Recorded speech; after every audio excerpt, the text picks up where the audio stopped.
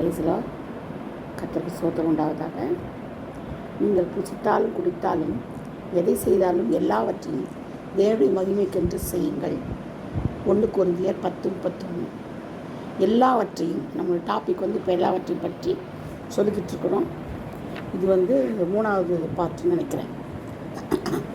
எல்லாவற்றையும் அனுபவிக்க எனக்கு அதிகாரம் உண்டு, ஆகிலும் எல்லாம் தகுதியாகிறாது, எல்லாம் பக்தி விருத்தியை உண்டாக்காது. 1 கொரிந்தியர் 10:23. கரெக்டு தானேங்க. நமக்கு எல்லாமே தகுதியாக இருந்தால் கூட அனுபவிக்க முடியாது. எல்லாத்தையும் அனுபவிக்க முடியுமா? ஆகிலும் நான் ஒன்றுக்கும் அடிமைப்பட மாட்டேன். 1 கொரிந்தியர் 6:12. ஆவிக்குரியவன் எல்லாவற்றையும் ஆராய்ந்து நிதானிக்கிறான். 1 கொரிந்தியர் 2:15.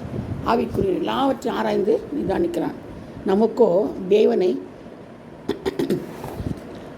அவைகளை தமது ஆவியினாலே வெளிப்படுத்தினார். நமக்கோ தேவன் அவைகளை தமது ஆவியினாலே வெளிப்படுத்தினார். அந்த ஆவியானவர் எல்லாவற்றையும் தேவனுடைய ஆழங்களையும் ஆராய்ந்திருக்கிறார். பார்த்தீங்களா? ஆவியானவருடைய எல்லா ஆழங்களையும் ஆராய்ந்து அறிந்திருக்கிறார். 2:10. 1 கொரிந்தியர் இப்போ சொல்லிக்கிட்டு வந்துட்டுருக்கேன். 2:10. அவரோடு கூட மற்ற எல்லாவற்றையும் நமக்கு அருளாதிருப்பது எப்படி? எல்லாவற்றையும் நமக்கு என்ன செஞ்சிருக்கிறார்? ஆண்டவர் அருள் செய்திருக்கிறார் இல்லையா? ரோமர் 8:32. தேவனுடைய ஆலோசனையில் ஒன்றையும் நான் மறைத்து வைக்காமல் எல்லாவற்றையும் உங்களுக்கு அறிவித்தேன். அப்போஸ்தலர் 20:26-27 சொல்லப்பட்டது. இந்த ஆலோசனை ஒன்றுனா நான் மறைத்து வைக்கலாம். எல்லாவற்றையும் உங்களுக்கு அறிவித்தேன். எல்லாவற்றையும் அவர்களுக்கு விவரித்து சொல்லி அவர்களை அனுப்பினான். அப்போஸ்தலர் 10:8. எல்லாவற்றையும் விவரித்து சொல்கிறான் அவங்களுக்கு. இவைகள் எல்லாவற்றையும் என்னுடைய கரம் உண்டாக்கவில்லையா என்று கர்த்தர் உரைக்கிறார் என்று தீர்க்கதரிசி சொல்லியிருக்கிறானே. அப்போஸ்தலர் 7:50. ஏசாயா 66:1-2 சொல்லப்பட்டிருக்குது.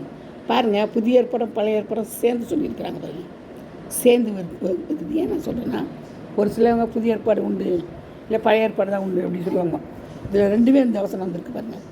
இவைகள் எல்லாவற்றையும் என்னுடைய கரம் உண்டாக்கவில்லையா என்று கர்த்தர் உரைக்கிறார் என்று தீர்க்கதரிசி சொல்லியிருக்கிறானே.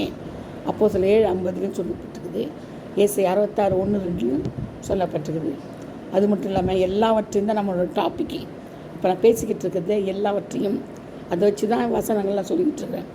நீங்கள் போய் தேவாலயத்தில் நின்று இந்த ஜீவ வார்த்தைகள் எல்லாவற்றையும் ஜனங்களுக்கு சொல்லுங்கள் என்றான். அப்போஸ்தலர் 5:20. இந்த வசனங்களை குறித்து வைங்க. ஏனோ தானன்ட்டு படிக்கிறது கிடையாது, சரிங்களா? சொல்கிறத அப்படியே குறிச்சிட்டே வந்தீங்கன்னா அப்புறமா நீங்கள் யோசித்து தியானித்து என்ன செய்யலாம், அதை பற்றி நினைக்கலாம், மற்றவங்களுக்கு சொல்லலாம். மற்றவங்களுக்கு சொல்கிறதுக்காக தான் இது சொல்கிறதே. இப்போ இந்த மாதிரி சொல்கிறது எல்லாவற்றையும் ஒரு டாபிக் கொடுக்குறது மற்றவங்களுக்கு நீங்கள் தெரிவிக்கணும் தான். அப்படியே கேட்டுட்டு காதில் கேட்டுட்டு அப்படியே விட்டுட்டு போகிறது இல்லை. இந்த காதில் வாங்கி அந்த காதில் அப்படி கிடையாது. அடுத்தவங்களுக்கு நம்ம சொல்லணும். அப்போ தான் அவங்களுக்கு தெரியும். நீங்கள் கற்றுக்கொண்டது மற்றவங்க கற்றுக்கொள்ளணும் இல்லையா? நான் கற்றுக்கொண்டதை தான் உங்களுக்கு சொல்கிறேன், எனக்கு புரிஞ்சதை தான் உங்களுக்கு சொல்கிறேன். என்னை விட அதிகமாக உங்களுக்கு புரிஞ்சிருக்கும். அப்போ நீங்கள் மற்றவங்களுக்கு என்ன செய்யணும்? இதை வச்சு அதிகமாக சொல்லணும். அதுதான் ஆண்டவர் விரும்புகிறாரு. ஆண்டுடைய சித்தமும் அதுதான் இல்லையா? நீங்கள் போய் தேவாலயத்தில் நின்று இந்த வார்த்தைகள் எல்லாவற்றையும் ஜனங்களுக்கு சொல்லுங்கள் என்றான். பார்த்தீங்களா? தேவாலயத்தில் போய் சொல்லுன்னு சொல்கிறார் யார்? பவுல். எல்லாவற்றையும் திட்டமாக விசாரித்தறிந்த விசேஷங்கள் சுவிசேஷமாக எழுதப்பட்டிருக்கிறது. எல்லாவற்றையும் திட்டமாக அறிஞ்சு ஆராய்ஞ்சுனா விசேஷமாக சுவிசேஷங்கள் எழுதப்பட்டிருக்கிறது. லூக்கா 1:3. உண்மையும் வேகமுமான ஊழியக்காரனை அவன் எஜமான் தன் ஆஸ்திகள் எல்லாவற்றின் மேலும் விசாரக்காரனாக வைப்பான் என்று மெய்யாகவே எனக்கு சொல்லுது. மத்தேயு 24:45-47. உண்மையும் வேகமுள்ள ஊழியக்காரன் தான் செய்வாங்களா? எல்லாவற்றின் மேலும் விசாரணைக்காரன் வைக்கிறாராம்.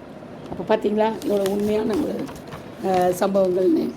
அது மட்டும் இல்லை, பலிபீடத்தின் பேரில் சத்தியம் பண்ணுகிறவன் அதன் மேல் உள்ள எல்லாவற்றின் பேரிலும் சத்தியம் பண்ணுகிறான்.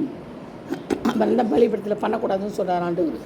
பண்ணாது, அதில் இருக்கிற எல்லாவற்றின் மேலும் சத்தியம் பண்ணுகிறான். மத்தேயு 23:20. இந்த சங்கதிகள் எல்லாவற்றையும் விசுவாசப்படுத்திருந்தவர்களுக்கு சம்பவித்தவர்களையும் அறிவித்தார்கள். மத்தேயு 8:33. எல்லாவற்றையும் சங்கதிகள் எல்லாவற்றையும் அவனுக்கு அறிவிக்கிறாங்க. அது மட்டும் இல்லை, எலியா முந்தி வந்து எல்லாவற்றையும் சீர்படுத்துவது மெய்தான். அப்போஸ்தலர் 17:11-12. மார்க் 9:12-13. அவனுக்கு உண்டான எல்லாவற்றையும் விற்று கடனை தீர்க்கும்படி கட்டளையிட்டான். பார்த்தீங்களா? எல்லாவற்றையும் விட்டுறான். மத்தேயு 18:24-25-26-29. இயேசு அவனை பார்த்து அவனிடத்தில் அன்பு கூர்ந்து, உன்னிடத்தில் ஒரு குறை உண்டு, நீ போய் உனக்கு உண்டானவைகள் எல்லாம் விற்று தரித்திரருக்கு கொடு, அப்போது பரலோகத்தில் உனக்கு பொக்கிஷம் உண்டாயிருக்கும், பின்பு சிலை எடுத்துக்கொண்டு என்னை பின்பற்றி வாண்டார். என்ன சொன்னால் உண்டானவைகள் எல்லாத்தையும் சொன்ன விற்று கொடுத்துட்டு வாண்டார். மார்க் 10:21, மத்தேயு 19:21 இதுன்னு சொல்கிறார். அவர் எல்லாவற்றையும் விற்றுட்டு கொடுத்துட்டு வா தரித்திரருக்குன்றார்.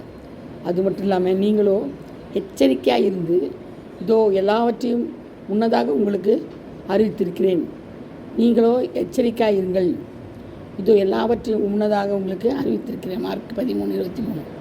இயேசு எருசலேமுக்கு வந்து தேவாலயத்தில் பிரவேசித்து எல்லாவற்றையும் சுற்றி பார்த்து சாயங்காலமான போது எல்லாவற்றையும் என்ன செய்கிறாரு? சுற்றி பார்க்குறாராம். இயேசு எருசலேமுக்கு வந்து தேவாலயத்தில் பிரவேசித்து எல்லாவற்றையும் சுற்றி பார்த்து சாயங்காலமான போது, இது வந்து நீங்கள் படிச்சுக்கோங்க, மார்க் 11:11. எல்லாவற்றையும் சுற்றி பார்க்குறாராம். பார்த்தீங்களா? அவர் எல்லாவற்றையும் நன்றாய் செய்தார், செவிடர் கேட்கவும் ஊமையர் பேசவும் பண்ணுகிறார் என்று சொல்லி மென்மேலும் ஆச்சரியப்பட்டார்கள். மார்க் 7:37. எல்லாவற்றையும் நன்றாய் செய்தாராம். ஆண்டவர் என்ன செய்கிறாரு? எல்லாவற்றையும் நன்மையும் கிரமமாக தான் செய்கிறாரு. அவர் தம்முடைய சீஷரோடு தனித்திருக்கும் போது அவர்களுக்கு எல்லாவற்றையும் விவரித்து சொன்னார். மார்க் 4:34. அவர் தனித்திருக்கும் போது சீஷர்களோட எல்லாவற்றையும் விவரித்து ஊமைகளால் எல்லாவற்றையும் விவரித்து சொல்கிறாரு. ஏன்னா பரலோக ராஜ்யம் நல்ல முத்துக்களை தெரிந்து வியாபாரிக்கு ஒப்பாயிருக்கிறது. அவன் விலையுயர்ந்த ஒரு முத்தை கண்டு போய் தனக்கு உண்டான எல்லாவற்றையும் விற்று அதை கொள்ளுகிறான். மத்தேயு 13:45, 46, 44. இதோ நாங்கள் எல்லாவற்றையும் விட்டு பின்பற்றி வந்தோமே என்றான். லூக்கா 18:28. நாங்கள் எல்லாவற்றையும் விட்டுட்டு என்ன செஞ்சோம்? பின்பற்றி வந்தோமே. அப்போ எல்லாவற்றையும் சொல்லப்பட்டிருக்குது. இப்போ நான் சொன்னது எல்லாமே டாபிக் ஃபுல்லாகவே எல்லாவற்றையும் தான். எங்களுக்கு என்ன கிடைக்கும் என்றான்.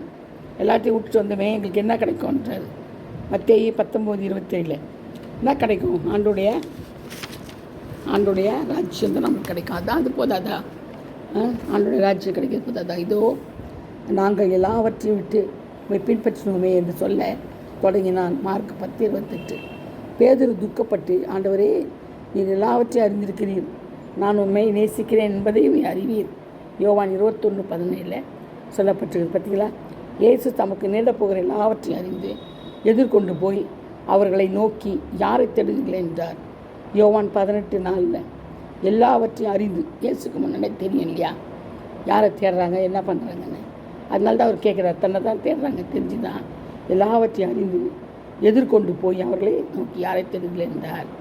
எருசலேமில் பண்டிகையில் அவர் செய்த எல்லாவற்றையும் பார்த்திருந்த கலிலேயர் அவரை ஏற்றுக்கொண்டார்கள். எருசலேமில் அவர் என்னென்ன செய்கிறார் அந்த பண்டிகை நாளில்? எல்லாவற்றையும் பார்த்திருந்த கலிலேயர் என்ன செய்கிறாங்க? அவரை ஏற்றுக்கொண்டார்கள். யோவான் 4:45. இதுவரையில் நம்ம எல்லாவற்றையும் பற்றி பார்த்தோம். எல்லாவற்றையும் ஆண்டவர் நமக்கு காண்பித்தார். வேற்றுறது எல்லாவற்றையும் அந்த ஒரு டாபிக் வச்சு நம்ம இவ்வளோ வசனங்களை பார்த்துருக்கோம். கர்த்தர் தாமே இதை ஆசீர்வதிப்பாராக. Amen. Hallelujah. Praise the lord. God bless you all.